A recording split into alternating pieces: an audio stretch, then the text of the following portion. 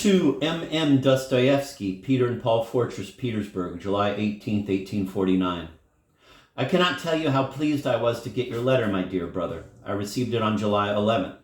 So you are a free man at last, and I imagine what a joy it was for you to see your family again. How they must have been waiting for you. I see that you are settling down to a new life. What are you doing now, and more important, what are you living on now? Do you have some work, and exactly what is it that you are working on? Summers are oppressive in the city. Besides, you write that you have taken another apartment, and you are probably even more crowded there.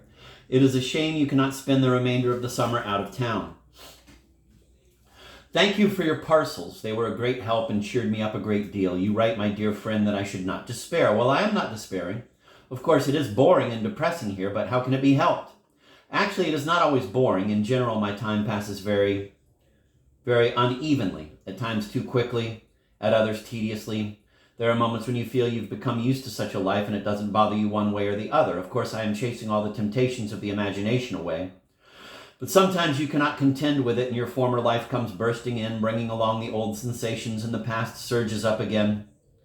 But I suppose that is in the order of things. Now the weather is nice, at least most of the time, and I have become a bit more cheerful. But in gloomy weather, life becomes unbearable, and the casemate looks more forbidding. I have things to do, and I am not wasting my time doing nothing. I have thought up 3 stories and 2 novels. I am writing one of them now, but I don't dare to work on it too much. This sort of work, especially if done with a will, and I have never worked as much con amore as now, has always exhausted me and affected my nerves. When I was working in freedom, I felt the need to interrupt myself constantly and to do something distracting. Whereas here, the state of agitation I get into after writing has to pass off by itself. My health is fine, except perhaps for the hemorrhoids and the disorder of my nerves that goes in a crescendo. Now and then I have throat spasms like the ones I used to have before. I have little appetite, I sleep little, and when I do, I have bad nightmares. I sleep about 5 hours a day and wake up 4 times or so during the night. This is the most painful thing of all. The worst time is at dusk, and at 9 it is already quite dark here. Sometimes I can't get to sleep until 1 or 2 in the morning, so that I must endure 5 hours or so of darkness. That, more than anything else, is ruining my health.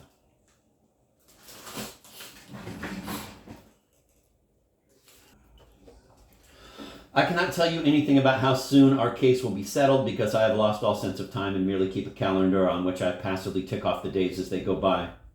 1 more gone. A good riddance. I have not been reading much here. 2 accounts of travel to the Holy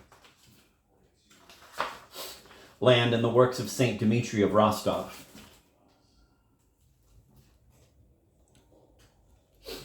The latter held my interest, but such reading is just a drop in the ocean, and I think I should be extraordinarily happy to get any kind of book, the more so because it would be salutary, just to interrupt my own thoughts with someone else's or to refashion my own thoughts along new lines.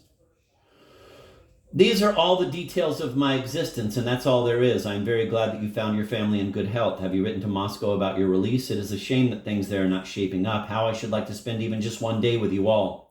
Do you remember how they used to take us out occasionally into the garden in May? Things were beginning to turn green even then, and it reminded me of Revel and the garden in the engineering house there when I used to go to visit you at that time of year. I kept imagining then that you too would make this association, and it made me feel very sad.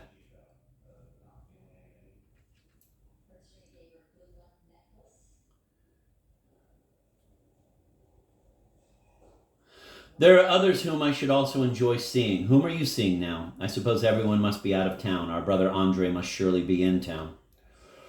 And have you seen Nikolia? Give them my regards. Kiss all your children for me. Give my regards to your wife and tell her that I'm very touched by her remembering me.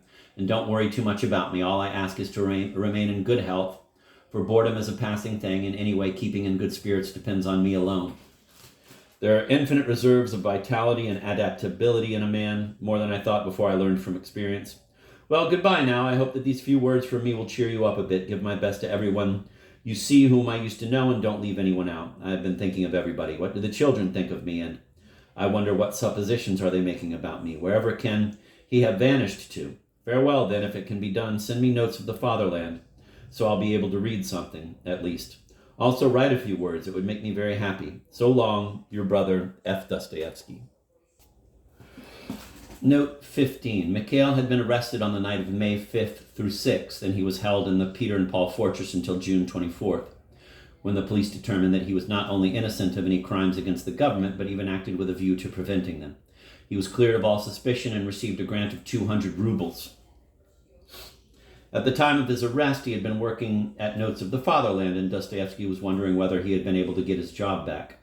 Of the 3 stories and 2 novels Dostoyevsky mentions, only the story A Little Hero is known to have been published in Notes of the Fatherland, August 1857, over the signature, quote, M-Y, period, end of quote.